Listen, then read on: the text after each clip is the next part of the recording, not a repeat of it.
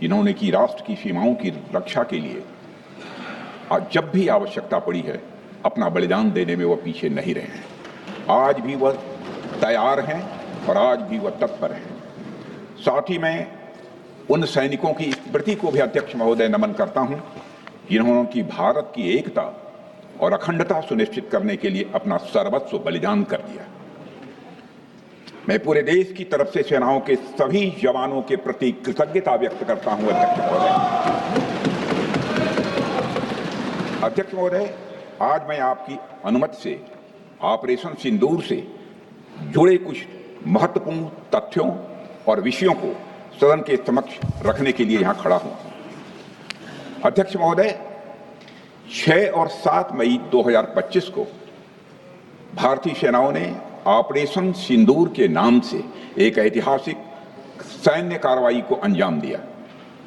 यह केवल एक सैन्य कार्रवाई नहीं थी, बल्कि यह भारत की संप्रभुता, उसकी अस्मिता, देश के नागरिकों के प्रति हमारी जिम्मेदारी और आतंकवाद के खिलाफ हमारी नीति का एक इफेक्टिव और डिसाइसिव डिमॉन्स्ट्रेशन था। अध्यक्ष महोदय, जैसा इस सदन को जानकारी है, 22 अप्रैल 2025 को जम्मू कश्मीर के पहलगाम क्षेत्र में एक अमानवीय और कायराना आतंकी हमला हुआ। इस हमले में हमारे 25 निर्दोष नागरिकों सहित एक नेपाली नागरिक की भी जान गई थी। उन निर्दोष लोगों की जान उनका धर्म पूछ कर लिया गया। यह अपने आप में अमानवीयता का सबसे कुत्सित और सबसे घृणित उदाहरण था। यह घटना भारत की सहन शक्ति की सीमा की भी मैं मानता हूं परीक्षा थी। अध्यक्ष महोदय, इस हमले के तुरंत बाद हमारे प्रधानमंत्री श्री नरेंद्र मोदी जी ने तीनों सेनाओं के प्रमुखों की एक उच्च स्तरीय बैठक की और उन्हें छूट दी गई कि वे अपने विवेक, स्ट्रेटेजिक अंडरस्टैंडिंग और रीजनल सिक्योरिटी सिचुएशन को ध्यान में रखते हुए वह निर्णायक कार्रवाई करें। इसके बाद हमारे सैन्य नेतृत्व ने न केवल अपनी मैच्योरिटी दिखाई, बल्कि उस स्ट्रेटेजिक विजडम का भी परिचय दिया जिसकी उम्मीद भारत जैसी एक रिस्पॉन्सिबल पावर से की जाती है। अध्यक्ष महोदय, ऑपरेशन सिंदूर को अंजाम देने से पहले हमारी सेनाओं ने हर पहलू का बहुत ही गहराई के साथ अध्ययन किया। हमारे पास कई विकल्प थे, जिसमें आतंकवादियों और उनके ठिकानों को अधिकतम नुकसान पहुंचे और जिसमें पाकिस्तान के आम नागरिक को कोई क्षति न होने पाए, इस बात की भी हम लोगों ने चिंता की। अध्यक्ष महोदय, हमारी सेनाओं द्वारा की गई वेल कोऑर्डिनेटेड स्ट्राइक्स ने 9 टेररिस्ट इंफ्रास्ट्रक्चर टारगेट्स को प्रिसीजन के साथ, सटीकता के साथ हिट किया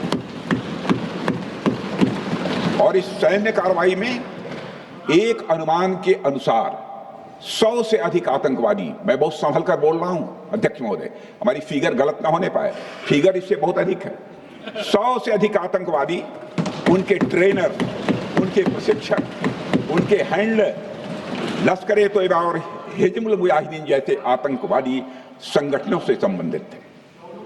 ये वही आतंकी संगठन हैं जिन्होंने पाकिस्तान की सेना और ISI का जिन्हें खुला समर्थन प्राप्त है। अध्यक्ष महोदय, 7 मई 2025 को रात्रि 1:05 भारतीय सशस्त्र बलों ने ऑपरेशन सिंदूर प्रारंभ किया,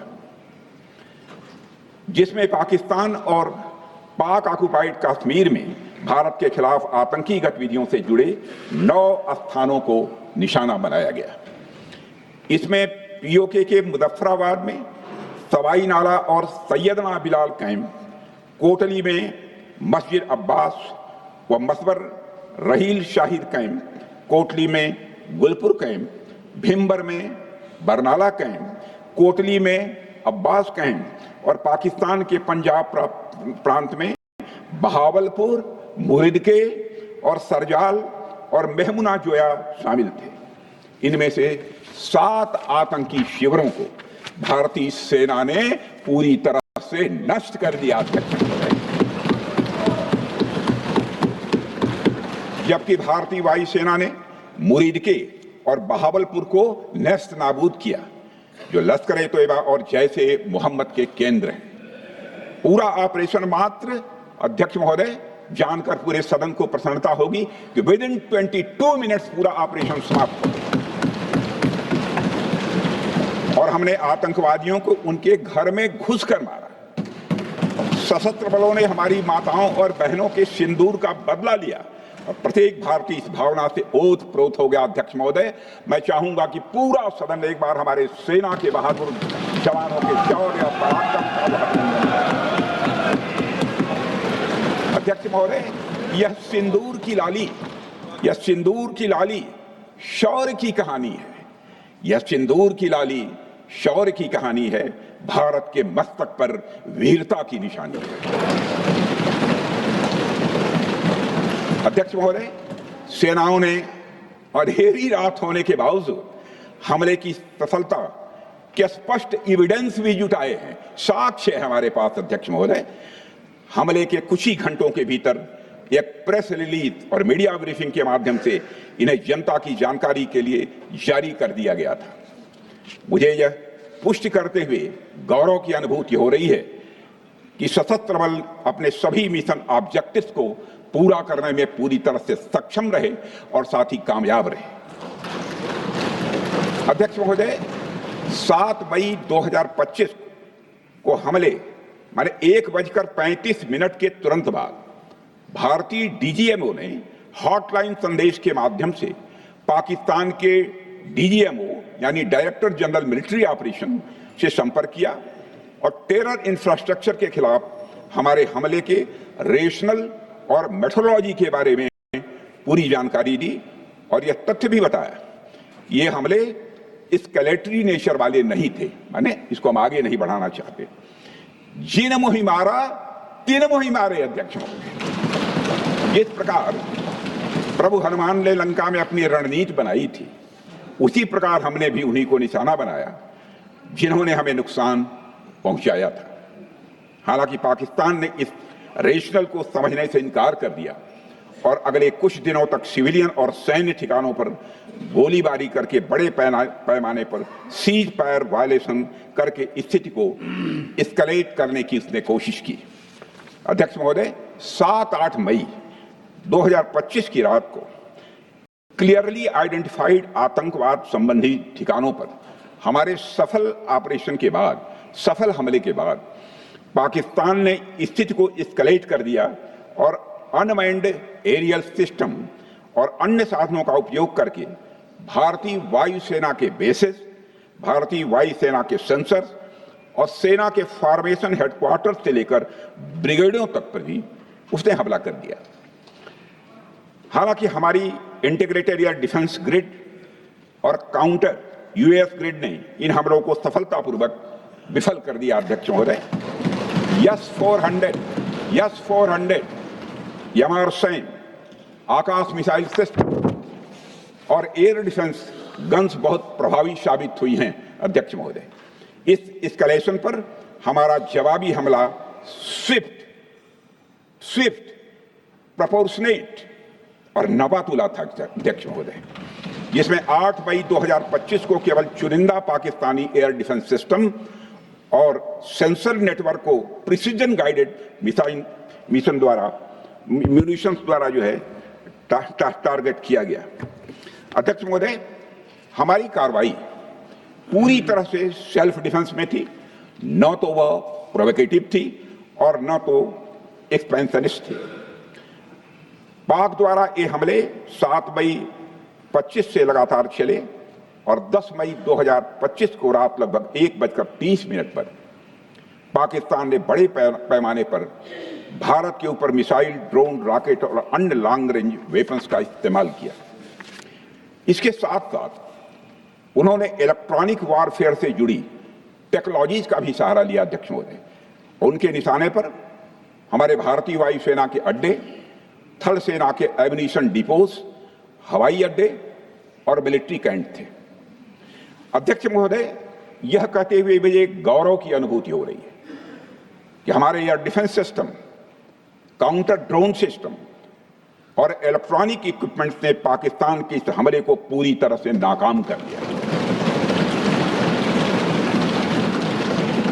पाकिस्तान हमारे किसी भी टारगेट को हिट नहीं कर पाया अध्यक्ष महोदय, और हमारे किसी भी इंपॉर्टेंट एसेट को नुकसान नहीं हुआ है। हमारी सुरक्षा व्यवस्था अध्यक्ष महोदय चाक चौबंद थी और हर हमले को हम लोग रोका गया। मैं इसके लिए भारतीय सेना के बहादुर सैनिकों की जमकर सराहना करता हूं, जिन्होंने दुश्मन के हर मंसूबे पर पानी फेर दिया। और अपने प्रतिपक्ष के मित्रों से भी कहना चाहता हूं, एक बार फिर से भारत के सेना के जवानों का कम से कम मेज थपथपाकर उनका अभिनंदन करिए। बहुत बहुत धन्यवाद। बहुत बहुत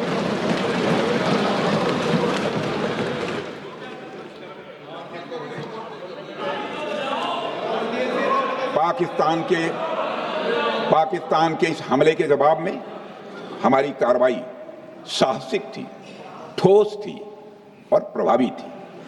भारतीय वायुसेना ने वेस्टर्न फ्रंट पर पाकिस्तान के हवाई अड्डों, command and control systems, military infrastructures और एयर डिफेंस सिस्टम को निशाना बनाया और इस मिशन को हमारी सेनाओं ने सफलतापूर्वक अंजाम देने में कामयाबी हासिल की।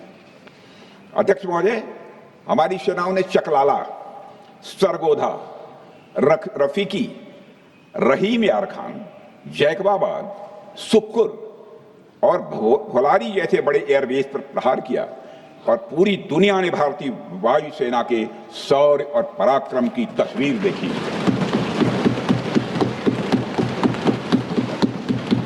अध्यक्ष महोदय, ऑपरेशन सिंदूर ट्राई सर्विसेज कोऑर्डिनेशन का एक बेमिसाल उदाहरण था। जब भारतीय वायुसेना ने आसमान से हमले किए, हमारी थल सेना ने जमीन पर मोर्चा संभाल लिया। हमारे जवान नियंत्रण रेखा पर पूरी ताकत से डटे रहे और पाकिस्तान की हर हरकत का करारा जवाब दिया। अध्यक्ष महोदय, भारतीय नौसेना ने भी, लोग पूछते हैं भारतीय नौसेना का क्या रोल था, भारतीय नौसेना ने भी उत्तरी अरब सागर में अपनी तैनाती मजबूत कर दी। भारतीय नौसैनिकों ने पाकिस्तान को यह साफ संदेश दिया कि हम समुद्र से लेकर जमीन तक पाकिस्तान के हर महत्वपूर्ण ठिकानों पर प्रहार करने में न केवल सक्षम हैं, बल्कि हम तैयार हैं। अध्यक्ष महोदय, इस ऑपरेशन का मकसद टेररिस्ट कैंप्स और उनके सपोर्टर्स को टारगेट करना, उन्हें नेस्त नाबूद करना था और यह साफ संदेश देना था कि भारत आतंकवाद के विरुद्ध जीरो टॉलरेंस रखता है।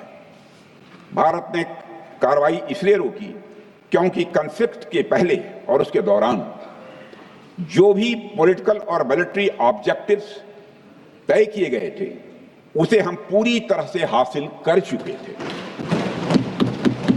इसलिए यह कहना, यह मानना कि यह ऑपरेशन किसी दबाव में रोका गया था, यह बेबुनियाद है और सरासर गलत है।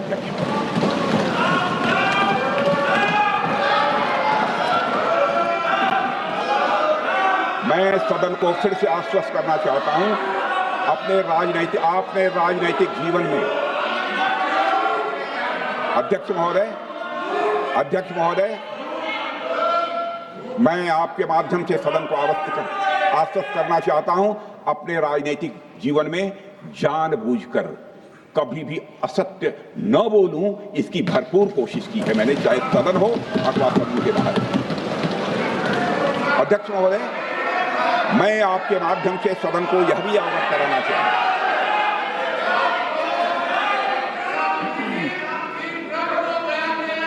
प्लीज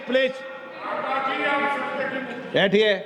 आप क्यों खड़े? अध्यक्ष महोदय, मैं आपके माध्यम से सदन को यह भी अवगत कराना चाहूंगा कि सीमा पार करना या वहां की टेरिटरी कैप्चर करना इस ऑपरेशन का उद्देश्य नहीं था।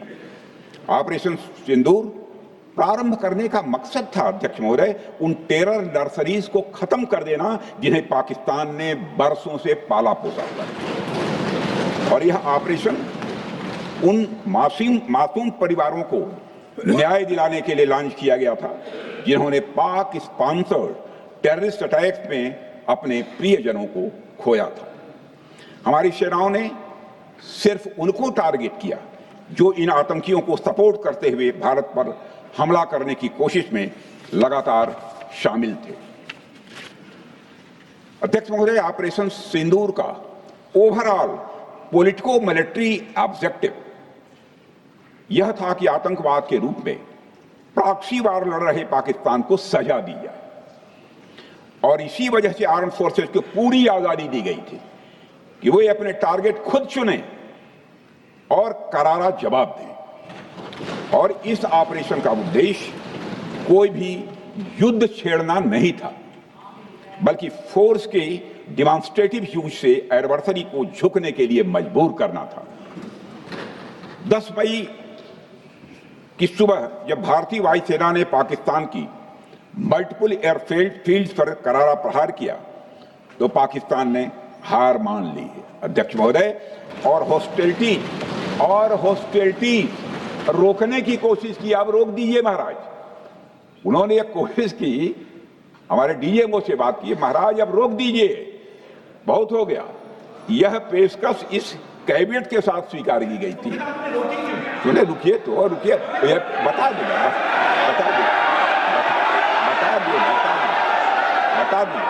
अब बैठ तो आपको मौका मिलेगा। यह क्यों रुका, इसका पहले ही मैं पूरी तरह से वर्णन कर चुका हूं अध्यक्ष महोदय। मैं नेता प्रतिपक्ष को बहुत सम्मान के साथ कहना चाहता हूं कि कृपया एक बार मेरा पूरा भाषण पूछ लें। आपको प्रश्न पूछने की पूरी आजादी है, आप पूछ सकते हैं, मैं उसका उत्तर दूंगा। अध्यक्ष महोदय, 10 मई की सुबह जब भारतीय वायुसेना ने पाकिस्तान की मल्टीपल एयरफील्ड्स पर करारा प्रहार किया तो पाकिस्तान ने हार मान ली और हॉस्टिलिटी रोकने की उन्होंने पेशकश की। यह पेशकश इस कैबिनेट के साथ स्वीकार की गई हम लोगों के द्वारा कि यह ऑपरेशन केवल पाज किया गया है, स्थगित किया गया है। यह ऑपरेशन समाप्त नहीं हुआ है अध्यक्ष महोदय। अगर पाकिस्तान की ओर से भविष्य में कोई भी मिस एडवेंचर हुआ तो यह ऑपरेशन, अध्यक्ष महोदय, मैं सदन को आश्वस्त करना चाहता हूं, दोबारा प्रारंभ हो।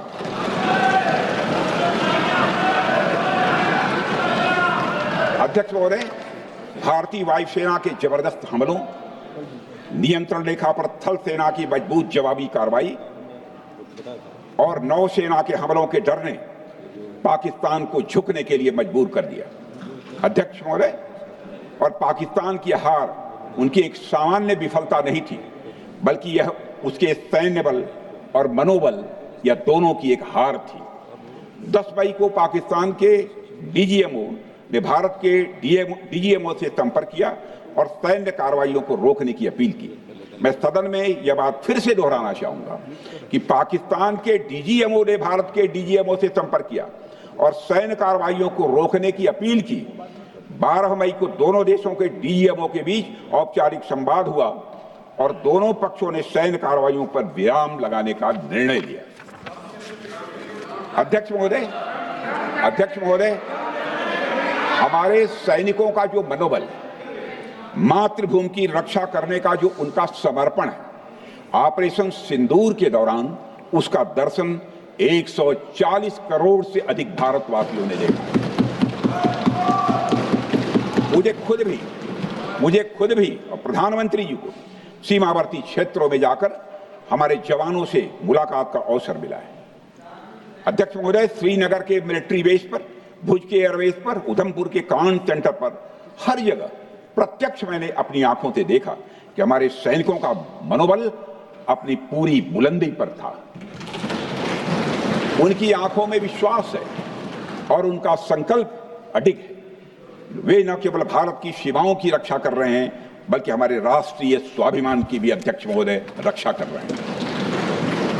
अध्यक्ष महोदय, किसी भी देश में जनता सत्ता पक्ष को और विपक्ष को अलग अलग दायित्व सौंपती है, दोनों को अलग अलग दायित्व, और हेल्दी डेमोक्रेसी में तो स्वाभाविक है। सत्ता पक्ष का काम होता है जनता के हितों को ध्यान में रखते हुए कार्य करना, और विपक्ष का काम होता है सरकार से जनता के मुद्दों से संबंधित जरूरी प्रश्न पूछना। ऑपरेशन सिंदूर क्यों शुरू किया गया, इसकी जानकारी पहले भी दी गई है और आज भी मैंने सदन को दी है। अध्यक्ष महोदय, कभी कभी हमारे प्रतिपक्ष के लोग ये पूछते रहे हैं कि हमारे कितने बीमार गिरे। मुझे लगता है उनका यह प्रश्न हमारी राष्ट्रीय जनभावनाओं का सही से प्रतिनिधित्व नहीं कर रहा है। मुझे लगता है उन्होंने एक बार भी हमसे यह नहीं पूछा कि हमारी सेनाओं ने दुश्मन के कितने विमान मार गिराए।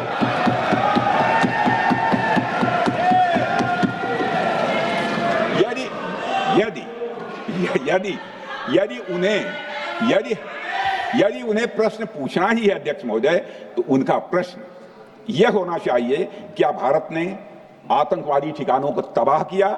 तो उसका उत्तर है हाँ।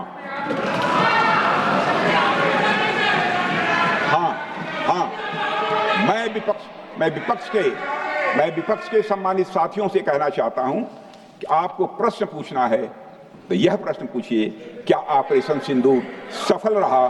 तो उसका उत्तर है हाँ।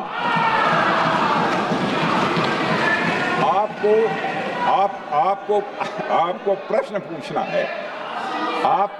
पूछना है तो यह प्रश्न पूछिए कि जिन आतंकियों ने हमारी बहनों, हमारी बेटियों का सिंदूर मिटाया, क्या हमारी सेनाओं ने ऑपरेशन सिंदूर में उन आतंकियों के आकाओं को मिटाया? तो इसका उत्तर है हाँ। और आपको प्रश्न पूछना है तो यह पूछिए कि इस ऑपरेशन में क्या हमारे जाबाज सैनिकों को कोई क्षति हुई है? तो उसका उत्तर है नहीं।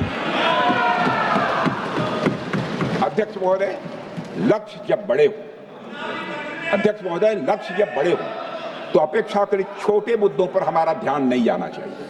लक्ष्य बड़े हों तो छोटे मुद्दों पर, अपेक्षाकृत जो छोटे मुद्दे होते हैं कंपैरेटिवली, उन पर ध्यान नहीं जाना चाहिए, क्योंकि छोटे मुद्दों पर ही ध्यान देते रहने से देश की सुरक्षा और सैनिकों के सम्मान और उत्साह जैसे बड़े मुद्दों से ध्यान हट सकता है, जैसा कि विपक्ष के हमारे कुछ साथियों के साथ हो रहा है। अब चूंकि विपक्ष के मित्र ऑपरेशन सिंदूर को लेकर उचित प्रश्न नहीं पूछ पा रहे हैं, तो उन्हें मैं क्या बताऊं अध्यक्ष महोदय। मैं लगभग 4 डिकेड से अधिक समय से राजनीति में, सत्ता पक्ष हो या विपक्ष हो, अपनी पार्टी हो या दूसरी पार्टी हो, कभी भी किसी के साथ दलगत राजनीति को मैंने शत्रुतापूर्ण तरीके से जिंदगी में नहीं देखा है मैंने अध्यक्ष महोदय। इसलिए आज अगर विपक्ष प्रश्न पूछने में असफल है, मैं विपक्ष को उनके इस काम में थोड़ी सी मदद करना चाहता हूं। अध्यक्ष महोदय, मैं विपक्ष के अपने सम्मानित साथियों से कहना चाहता हूं कि यदि आज हम लोग सत्ता पक्ष में हैं, तो ऐसा नहीं है कि हम हमेशा सत्ता पक्ष में ही रहेंगे। ये आवश्यक नहीं है, किसी के लिए आवश्यक नहीं। एक लंबा समय हमने विपक्ष का काम किया है, एक लंबा समय हमने सरकारों से सवाल पूछने में लगाया है। जनता ने जब हमें विपक्ष में रहने का दायित्व सौंपा था, तो हमने विपक्ष में रहकर विपक्ष की भूमिका को बड़े ही सकारात्मक तरीके से निभाया भी। अध्यक्ष महोदय, विपक्ष में रहकर हमने कैसे प्रश्न पूछे, इसके कुछ उदाहरण मैं यहां रखना चाहता हूं। 1962 में अध्यक्ष महोदय, चीन के साथ हुए युद्ध में जब दुखद परिणाम आया, तो हमने उस समय की सरकार से यह पूछे थे, लेकिन वह प्रश्न यह था कि हमारे देश की धरती पर दूसरे देश का कब्जा कैसे हुआ। हमने यह प्रश्न पूछा था कि हमारी सेना और हमारी जनता अपमानित क्यों हुई। हमने यह प्रश्न पूछा था कि बड़ी संख्या में हमारे सैनिक हताहत कैसे हुए। हमने यह प्रश्न नहीं पूछा कि हमारे टैंक, हमारी मशीनें, हमारी बंदूकें क्यों ध्वस्त हो गई। यह प्रश्न हम लोगों ने नहीं पूछा। मशीनों और तोपों की चिंता न करके अध्यक्ष महोदय, हमने देश की टेरिटरी की चिंता की, हमने देश के सैनिकों की। इसी तरह 71 के युद्ध में, 71 के युद्ध में जब हमने पाकिस्तान को सबक सिखाया, मैं उस समय की सरकार को मैं बधाई देना चाहता हूं। हमने अपने राजनीतिक और सैन्य नेतृत्व की प्रशंसा की। हमने ये नहीं देखा कि किस दल की सरकार है, किस विचारधारा की सरकार है, इसकी चिंता नहीं की कभी। हमारे नेता अटल बिहारी वाजपेयी ने संसद में खड़े होकर उस समय के नेतृत्व की प्रशंसा की थी। हमने इस बात की खुशी जाहिर की कि हमने अपने शत्रु को सबक सिखाया। हमने उस दौरान यह प्रश्न नहीं पूछा कि इस सबक सिखाने के दौरान में भारत के कितने प्लेन्स गिरे, भारत के कितने इक्विपमेंट्स बर्बाद हुए। यह प्रश्न अध्यक्ष महोदय उस समय भी हम लोगों ने नहीं पूछा। अध्यक्ष महोदय, यदि मैं इसे और भी प्रैक्टिकल तरीके से समझाऊं तो किसी भी परीक्षा के परिणाम में रिजल्ट मैटर करता है। यदि किसी परीक्षा में कोई बच्चा अच्छे मार्क्स लेकर आ रहा है तो हमारे लिए उसके मार्क्स मैटर करने चाहिए। हमें इस बात का ध्यान नहीं रखना चाहिए कि एग्जाम के दौरान उसकी पेंसिल टूट गई थी या उसकी पेन खो गई।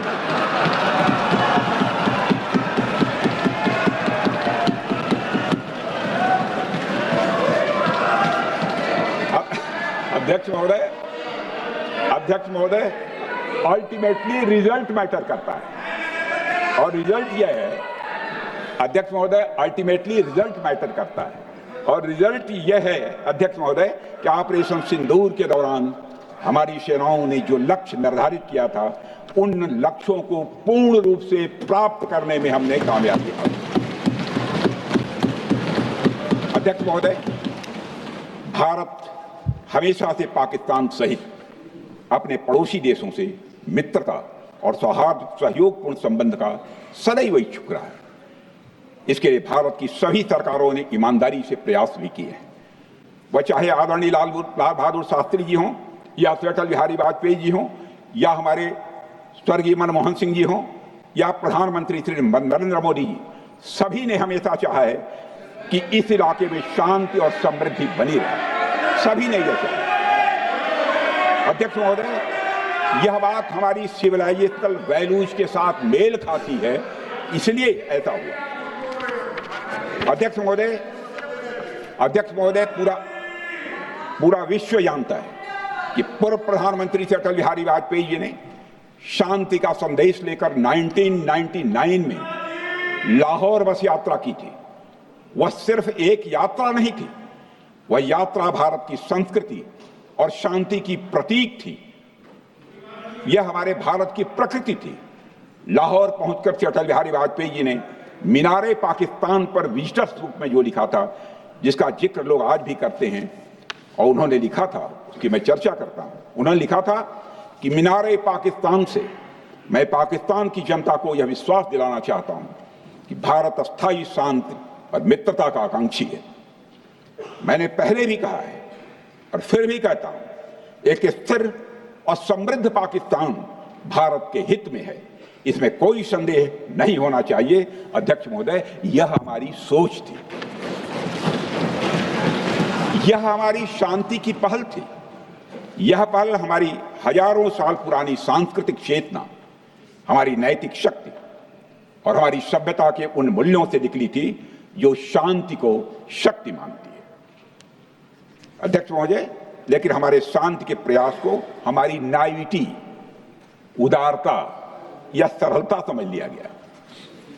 जब हम शांति के लिए कदम बढ़ा रहे थे, उसी वक्त पाकिस्तान कारगिल में घुसपैठ की साजिश रच रहा था। हम दोस्ती के राह पर थे तो वो षड्यंत्र की राह पर था।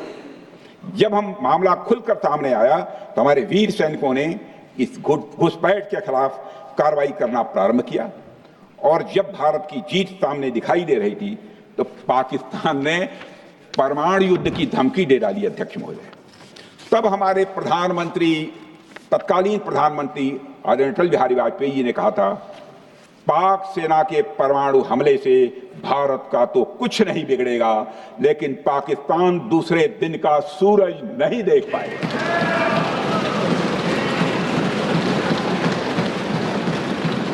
यानी अटल जी जो शांति का पैगाम लेकर गए, वही अटल जी शक्ति का भी परिचय देने में तनिक भी नहीं हिचके। यही है भारत। अध्यक्ष महोदय, यह सामर्थ्य का उद्घोष था। यह एक स्पष्ट संदेश था कि भारत शांति चाहता है, लेकिन अगर कोई हमारी संप्रभुता को चुनौती देगा तो उसका जवाब भी उतनी ही दृढ़ता से दिया जाएगा। अध्यक्ष महोदय, 2015 में जब हमारे प्रधानमंत्री मोदी जी ने लाहौर जाकर नवाज शरीफ से मुलाकात की तो भारत ने फिर से दोस्ती का हाथ बढ़ाया। अध्यक्ष महोदय, हम वाकई में शांति की राह पर चलना चाहते थे, क्योंकि हमारी मूल प्रकृति बुद्ध की है, युद्ध की नहीं है।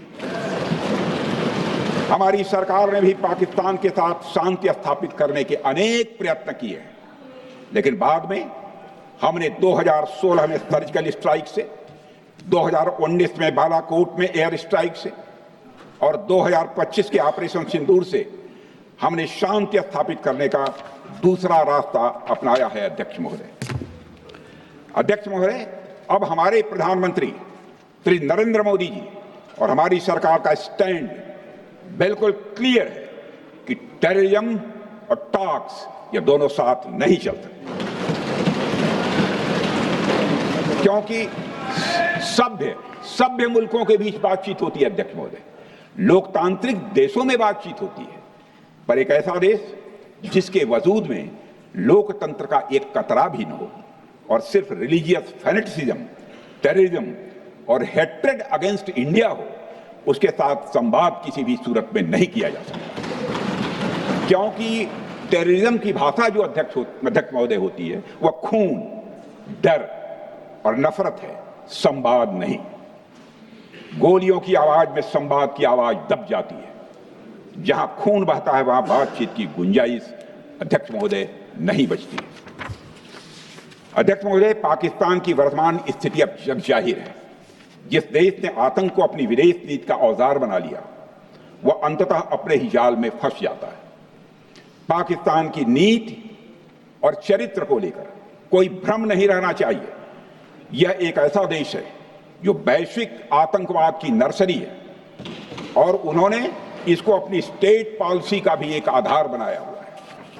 अध्यक्ष महोदय, ऑपरेशन सिंदूर के दौरान पूरी दुनिया ने देखा है कि पाकिस्तान में सरकार आतंकवादियों के लिए स्टेट फ्यूनरल का इंतजाम कर रही है और सैन्य अधिकारी भी आतंकवादियों के जनाजे में भाग लेते हैं। यह वही देश है जो सीमा पर सैनिकों से लड़ने का साहस नहीं जुटा पाता, इसलिए निर्दोष नागरिकों, बच्चों और तीर्थयात्रियों को आतंकवाद का निशाना बनाता है। पाकिस्तान की सेना और आईएसआई आतंकवाद को एक प्रॉक्सी वार के रूप में अध्यक्ष महोदय इस्तेमाल करती हैं और उसके सहारे वे भारत को डिस्टेबलाइज करने का सपना देखती है। अध्यक्ष महोदय, मैं लोकतंत्र के मंदिर में खड़े होकर यह बात कह रहा हूं कि भारत को 1000 कट्स देने का सपना पालने वालों को नींद से जग जाना चाहिए। यह मोदी जी के नेतृत्व वाला नया भारत है जो आतंकवाद के खिलाफ किसी हद तक जा सकता है।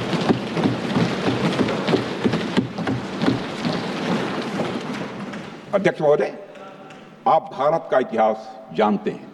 देखिए, हमने कभी भी किसी की 1 इंच जमीन पर आज तक कभी कब्जा नहीं किया है। हम यह भी जानते हैं कि युद्ध अपनी बराबरी वालों से करना चाहिए। ऐसा गोस्वामी तुलसीदास जी ने लिखा है और गोस्वामी तुलसीदास जी कहते हैं कि नीति ऐसी ही होनी चाहिए, प्रीति और बैर बराबरी वाले से ही करनी चाहिए। शेर यदि मेढकों को मारे तो उसका बहुत अच्छा संदेश नहीं आता है अध्यक्ष महोदय। और अध्यक्ष महोदय, हमारे देश की सेना शेर है।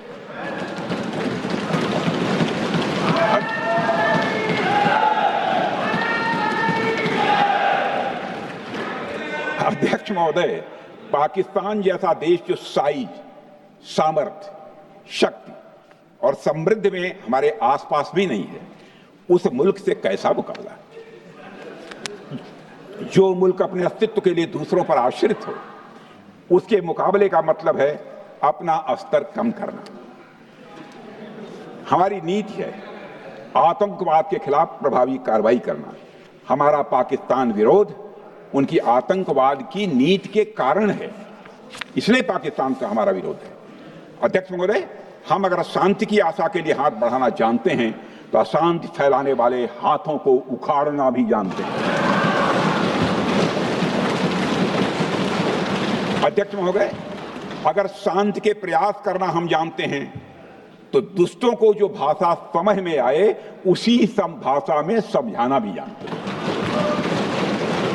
सठे साक्ष्यम समाचरेत, अर्थात दुष्ट के साथ दुष्टता का ही व्यवहार करना पड़ता है कभी कभी।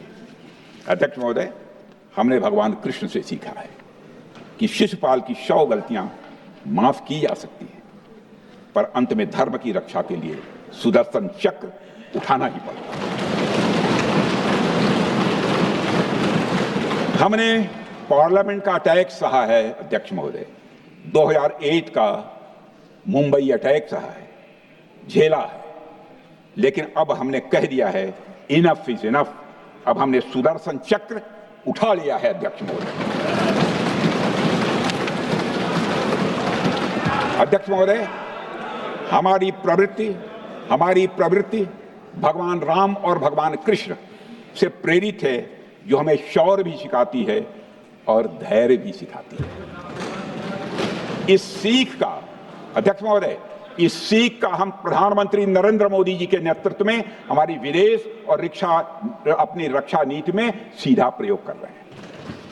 आज भारत पहले दोस्ती का हाथ बढ़ाता है, लेकिन अगर कोई देश धोखा दे तो उसकी कलाई भी मरोड़ना जानता है।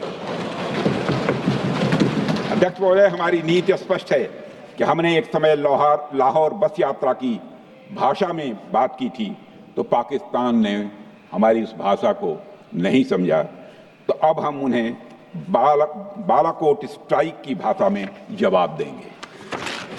अध्यक्ष महोदय, भारत के लिए शांति हमारी प्रायोरिटी है, हमारी प्राथमिकता है और हमारी शक्ति उसका आधार है। भारत के लिए शांति प्राथमिकता है और हमारी शक्ति उसका आधार है। यह शक्ति हमारे सामर्थ्य से पैदा हुई है अध्यक्ष महोदय, और यह सामर्थ्य पिछले 11 साल में कई गुना बढ़ गया है। मैं ये नहीं कहता हूं पहले नहीं था, पहले था, लेकिन अब कई गुना बढ़ गया है। आज भारत विश्व की चौथी सबसे बड़ी अर्थव्यवस्था है और अभी आई मॉर्गन स्टैनली के रिपोर्ट के मुताबिक 2028 तक विश्व की तीसरी सबसे बड़ी अर्थव्यवस्था बनने की ओर भारत चल रहा है। अध्यक्ष महोदय, आर्थिक उन्नति के साथ साथ भारत के रक्षा क्षेत्र में 2014 से उल्लेखनीय परिवर्तन, रिमार्केबल चेंज आया है। आज का भारत डिफेंस सेक्टर में आत्मनिर्भरता, सेल्फ रिलायंस और स्वदेशी उत्पादन की दिशा में तेजी से आगे बढ़ रहा है। अध्यक्ष महोदय, आज हम हर दृष्टि से समर्थ भी हैं और सक्षम भी हैं। अध्यक्ष महोदय, मैं सदन को यह भी जानकारी देना चाहता हूं, उसके बाद जब प्रश्न पूछा गया हमारे सारे चीफ से, सीडीएस से, डिफेंस सेक्रेटरी से, क्या ऑपरेशन के लिए तैयार हैं, क्षण भर की देर नहीं लगाई, सबने बोला यस सर। अध्यक्ष महोदय, ऑपरेशन सिंदूर हमारे सामर्थ्य का ही प्रतीक था, जिसमें हमने दिखा दिया कि अगर कोई हमारे नागरिकों को मारेगा तो भारत चुप नहीं बैठेगा। भारत की आत्मरक्षा के लिए हमारा राजनीतिक तंत्र और नेतृत्व बिना किसी दबाव के काम करेगा। हमारी मिसाइल फिजिकल सीमाएं लांघेंगी अध्यक्ष महोदय, और हमारे वीर सैनिक दुश्मन की कमर तोड़ेंगे। अध्यक्ष महोदय, हम आतंकवाद को उसके हर रूप और स्वरूप में पूरी तरह समाप्त करने के लिए पूरी तरह से प्रतिबद्ध हैं, और इस संदर्भ में हमें एक महत्वपूर्ण बात समझनी होगी।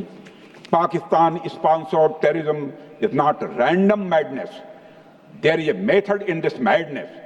यह एक सुनियोजित रणनीति है, यह एक फंडामेंटल रेज है।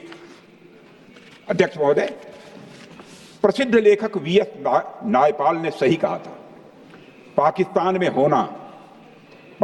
में होना एक ऐसी अल्टरनेट और कंट्रास्टिंग रियलिटी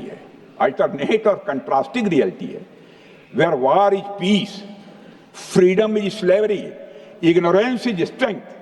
यानी यहां युद्ध ही शांति है, गुलामी ही स्वतंत्रता है और जिहालत यानी अज्ञानता ही ताकत है। अध्यक्ष महोदय, इसलिए पाकिस्तान द्वारा प्रायोजित आतंकवाद कोई पागलपन नहीं है। पाकिस्तान द्वारा प्रायोजित आतंकवाद कोई पागलपन नहीं है, यह एक सोची समझी साजिश का हिस्सा है। यह एक ऐसी प्रक्रिया है जो आतंक को एक पॉलिटिकल टूल की तरह इस्तेमाल करती है। यह सिर्फ आतंकवाद नहीं, यह एक टूल किट है, एक ऐसा टूल किट जिसे पाकिस्तान की सेना और उसकी एजेंसियां एक नीति की तरह अपनाए हुए हैं। This tool kit is in opposition to civilized code of conduct that the rest of the world prefers to abide by। यानी यह टूल किट उस सिविलाइज्ड कोड ऑफ कंडक्ट के खिलाफ है जिसे दुनिया का हर जिम्मेदार देश मानता है। अध्यक्ष महोदय, यह एक कट्टरपंथी सोच की उपज है जिसमें सहिष्णुता के लिए कोई जगह नहीं। हमारा पाकिस्तान के साथ कोई सीमा का संघर्ष नहीं है अध्यक्ष महोदय, बल्कि यह सभ्यता बनाम बर्बरता का संघर्ष है। सभ्यता बनाम बर्बरता का संघर्ष। पाकिस्तान के हुक्मरान जानते हैं कि उनके सैनिक युद्ध के मैदान में भारत से नहीं जीत सकते, इसलिए वे आतंक को पालते हैं। पालते ही नहीं, उन्हें प्रशिक्षण देते हैं और फिर दुनिया के सामने खड़े होकर निर्दोष बनने की कोशिश करते हैं। अध्यक्ष महोदय, पाकिस्तान दोहरे मापदंड और झूठ की बुनियाद पर खड़ा हुआ एक ऐसा देश है जो अब फेल्ड स्टेट के तौर पर देखा जा रहा है। भारत ने ऑपरेशन सिंदूर के जरिए पूरी दुनिया को दिखा दिया है कि हम इस आतंकवाद के गंदे खेल को जड़ से समाप्त करने का संकल्प ले चुके हैं। अध्यक्ष महोदय, जब अटल जी प्रधानमंत्री थे तब पाकिस्तान के साथ कंबोजिट डायलॉग के लिए भारत की शर्त थी कि पाकिस्तान अपनी जमीन का प्रयोग भारत के खिलाफ टेररिज्म फैलाने के लिए नहीं करेगा। एक कंपोजिट डायलॉग के लिए भारत की शर्त थी, जिसे पाकिस्तान ने भी मान लिया था उसमें। लेकिन दुर्भाग्य से 2009 में शर्म एल शेख में तत्कालीन सरकार ने एक बड़ी भूल की, जब कंपोजिट डायलॉग प्रोसेस से पाकिस्तान प्रायोजित आतंकवाद को डीलिंक कर दिया गया। यानी बातचीत जारी रखने के लिए पाकिस्तान द्वारा अपनी जमीन को आतंकवाद के लिए प्रयोग न करने की शर्त को ही डाइल्यूट कर दिया गया। मैं मानता हूं यह भारत की स्ट्रेटेजिक पोजीशनिंग को कमजोर करने वाला एक कदम था। अध्यक्ष महोदय, ऐसी ही एक और गंभीर चूक तत्कालीन सरकार ने 2006 में हवाना में भी हुई थी, जब पाकिस्तान को आतंकवाद का विक्टिम माना गया और एक ज्वाइंट एंटी टेरर मैकेनिज्म बनाने पर सहमति भी हुई थी। 2006 की बात कर रहा हूं। अध्यक्ष महोदय, यह सोचने वाली बात है कि जो देश आतंक को पैदा करता है, उसे पालता है, उस देश को ही आतंक से पीड़ित मान लेना कितना बड़ा स्ट्रेटेजिक ब्लंडर है। अध्यक्ष महोदय, आतंकवाद के खिलाफ हमारी लड़ाई अब केवल सीमा पर नहीं है, बल्कि वैचारिक मोर्चों पर भी लड़ी जा रही है। इसी उद्देश्य से प्रधानमंत्री जी कई हाई लेवल डेलीगेशंस का गठन भी उन्होंने किया था, जिसमें हमारे लगभग अधिकांश दलों के सम्मानित सदस्य उसमें शामिल थे। उसमें विभिन्न राजनीतिक दलों के रिप्रेजेंटेटिव शामिल थे और सचमुच इस समिति ने वैश्विक मंचों पर जाकर भारत की बात बहुत ही प्रभावी तरीके से रखी और आतंकवाद के विरुद्ध वैश्विक समर्थन को उन्होंने मजबूत किया। अध्यक्ष महोदय, मैं उन सभी डेलीगेशन के सम्मानित सदस्यों के प्रति शीश झुकाकर आभार व्यक्त करना चाहता हूं, जिन्होंने भारत का आतंकवाद के खिलाफ स्टैंड तथा जीरो टॉलरेंस की पॉलिसी और ऑपरेशन सिंदूर के बारे में दुनिया के देशों को सही तरीके से अवगत कराया, प्रभावी तरीके से अवगत कराया। अध्यक्ष महोदय, ऑपरेशन सिंदूर को लेकर सर्वदलीय बैठक भी हुई। I am very happy to tell the house that during Operation Sindoor, all the political parties of the country kept aside all ideologies and differences and showed solidarity with the nation, with the soldiers and with the government। फिर इसके लिए आभार व्यक्त करता हूं। मुझे लगता है यही इस देश के लोकतंत्र की खूबसूरती है। अध्यक्ष महोदय, जैसा कि हमारे माननीय प्रधानमंत्री मोदी जी ने भी कहा है कि ऑपरेशन सिंदूर अभी रुका है, समाप्त नहीं हुआ है। यदि आवश्यकता पड़ी यदि पाकिस्तान फिर किसी नापाक हरकत की कोशिश करता है तो हम और भी कठोर और निर्णायक कार्रवाई करने के लिए तैयार हैं। अध्यक्ष महोदय, ऑपरेशन सिंदूर के माध्यम से पाकिस्तान के मन में भारत को लेकर जो बहुत बड़ी गलतफहमी थी वह हमने दूर कर दी है। और मेरी दूर थोड़ी बहुत बची यदि भई होगी तो उसको भी दूर कर देंगे। अध्यक्ष महोदय, मुझे महाकवि राष्ट्र कवि रामधारी सिंह जी दिनकर की कुछ पंक्तियां याद आती हैं। अध्यक्ष महोदय, क्षमाशील हो रिपु समक्ष, क्षमाशील हो रिपु समक्ष, तुम हुए विनत जितना ही, दुष्ट कौरवों ने तुमको कायर समझा उतना ही। अध्यक्ष महोदय, भारत ने न केवल अपनी सैन्य क्षमता का प्रदर्शन किया, बल्कि अपनी राष्ट्रीय दृढ़ता, नैतिकता और राजनीतिक कुशलता का भी परिचय दिया है। भारत अब किसी भी आतंकी हमले का निर्णायक और स्पष्ट उत्तर देगा। अध्यक्ष महोदय, हमने एक नई लक्ष्मण रेखा खींच ली है। अब आतंकवाद को आश्रय और समर्थन देने वालों को कोई शरण नहीं मिलेगी। और अध्यक्ष महोदय, भारत किसी भी तरह के न्यूक्लियर ब्लैकमेलिंग या दबावों के आगे अब झुकने वाला नहीं है।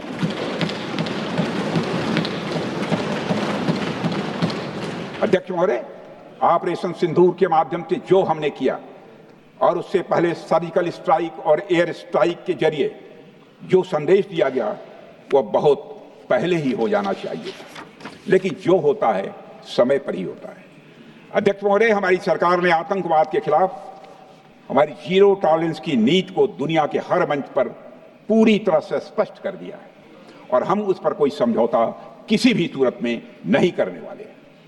अभी कुछ सप्ताह पहले मुझे शंघाई कोऑपरेशन ऑर्गेनाइजेशन की डिफेंस मिनिस्टर्स मीटिंग में जाने का अवसर मिला। वहां जो डिक्लेरेशन तैयार किया जा रहा था उसमें आतंकवाद पर भारत का स्टैंड डाइल्यूट हो रहा था। हमने साफ कह दिया कि जब तक आतंकवाद के मुद्दे पर भारत का स्टैंड रखा नहीं जाएगा हम किसी ज्वाइंट स्टेटमेंट पर साइन नहीं करेंगे और इसकी वजह से वहां कोई ज्वाइंट स्टेटमेंट नहीं आया। अध्यक्ष महोदय, इसका परिणाम क्या? अब देखिए, हमारे प्रधानमंत्री जी ब्रिक्स की बैठक में ब्राजील गए, करिश्मा किया है हमारे प्रधानमंत्री।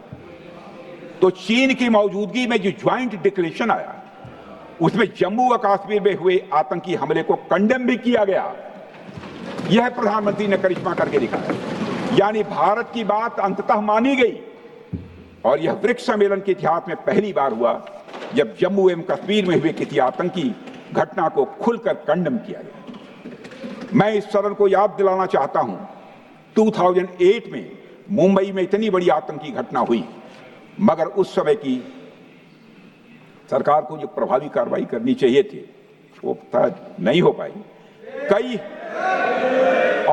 लेकिन उसमें सबसे दुखद और आश्चर्य की बात है, कई वर्ल्ड फोरम, इंटरनेशनल फोरम पर जो उसका कंडेमनेशन होना चाहिए, जो उसकी निंदा की जानी चाहिए, वह भी जितना होना चाहिए नहीं हो पाया। अध्यक्ष, यदि आप उस घटना के बाद हुए ब्रिक्स सम्मेलन के डॉक्यूमेंट्स उठाकर देख लीजिए, मुंबई आतंकी हमले का कहीं जिक्र भी नहीं है। और अध्यक्ष महोदय, जब केंद्र में प्रधानमंत्री मोदी जी के नेतृत्व में सरकार बनी तब जाकर कहीं के हालात कुछ बदलने शुरू हुए और साल 2017 में हुए ब्रिक्स सम्मेलन में पहली बार 2017 में हुए ब्रिक्स सम्मेलन में पहली बार आतंकवाद से लश्कर और जैश जैसे आतंकवादी संगठनों को जोड़ा गया। यह भी अपने में करिश्माई काम था। यह परिस्थिति इसलिए बनी क्योंकि इसके ठीक एक साल पहले उरी की घटना के भारत की सेनाओं ने सीमा पर जाकर सर्जिकल स्ट्राइक की थी। हमने दुनिया को बताया कि आतंकवाद के खिलाफ हम सरहद के इस पार भी मारेंगे और जरूरत पड़ी तो आतंकियों के घर में घुसकर भी मारेंगे। यह बदलाव प्रधानमंत्री मोदी जी के नेतृत्व में आया। अध्यक्ष महोदय, यह वही नीति है जो पहले की सरकारों को भी अपनानी चाहिए थी। उन सरकारों को जिनके शासनकाल में भारत ने सबसे भीषण आतंकी हमलों का सामना किया, जिनमें 2008 का मुंबई हमला आज भी हर हिंदुस्तानी के जेहन में बैठा हुआ है, जिंदा है, एक न भूलने वाली त्रासदी के रूप में जिंदा है। अध्यक्ष महोदय, मैं श्री प्रणब मुखर्जी जी ने अपनी किताब द कोलिशन ईयर्स में लिखा है, मेरे पास है भी, कोलिशन ईयर्स में लिखा है कि जब मुंबई अटैक हुआ था, प्रणोदा ने लिखा है, जब मुंबई अटैक हुआ था, India had evidence that the terrorist came from Karachi port. Pakistan के नॉन स्टेट एक्टर्स के बहाने पूरी दुनिया में, नॉन स्टेट एक्टर्स के बहाने को पूरी दुनिया में कोई मान नहीं रहा था। उन्होंने लिखा है प्रणोदा ने, and I quote, amid heated debates within the cabinet, there was a demand for military intervention which I rejected। यह उन्होंने लिखा, मैंने नहीं लिखा है, अनकोट। अध्यक्ष महोदय, भारतीय विदेश सेवा के एक वरिष्ठ अधिकारी ने भी अपनी किताब में इस बात की पुष्टि की है, जिनका नाम है अजय विसारिया, और वो शायद फॉरेन सेक्रेटरी थे, कि मुंबई हमले के तुरंत बाद एक उच्च स्तरीय बैठक हुई थी जिसमें तत्कालीन विदेश मंत्री प्रणोदा ने पूछा व्हाट शुड बी डन। तो विदेश सचिव शिवशंकर मेनन जी ने सुझाव दिया कि भारत मोरदके में लश्कर ए तोयबा के मुख्यालय पर क्रूज मिसाइल से हमला कर सकता है। यह सुनकर प्रणोदा ने चश्मा उतारकर साफ किया और सभी अधिकारियों को धन्यवाद देकर बैठक समाप्त कर दिया।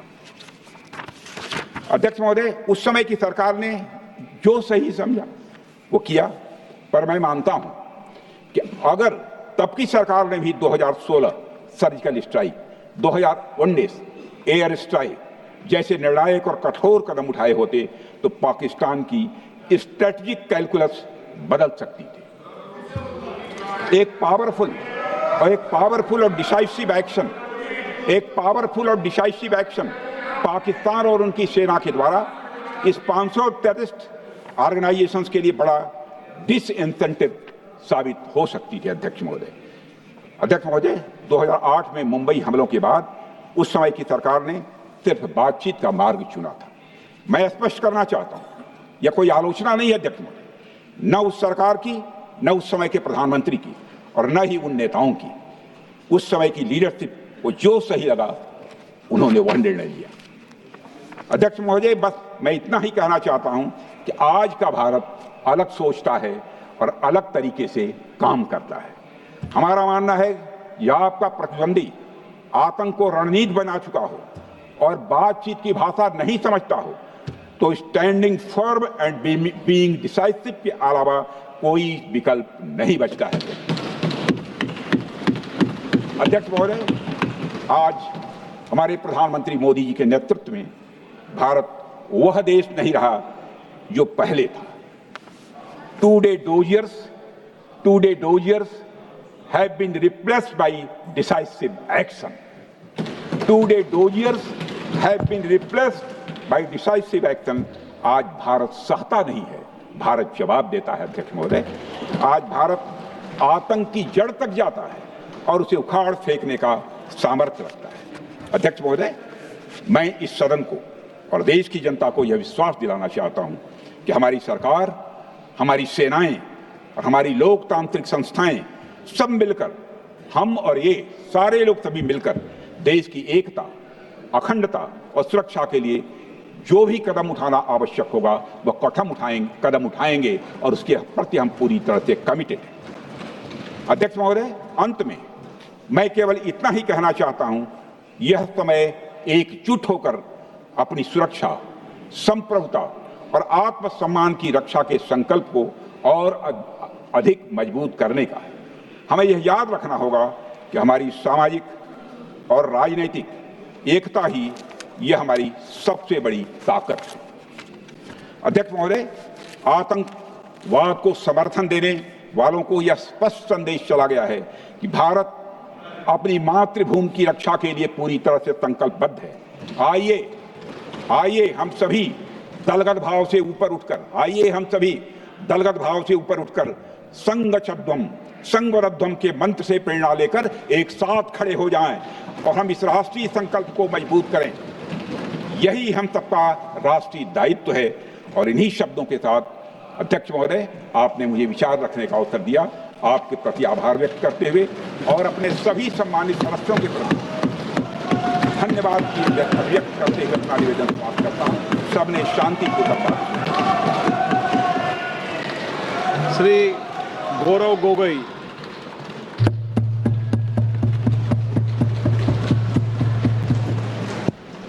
धन्यवाद अध्यक्ष महोदय।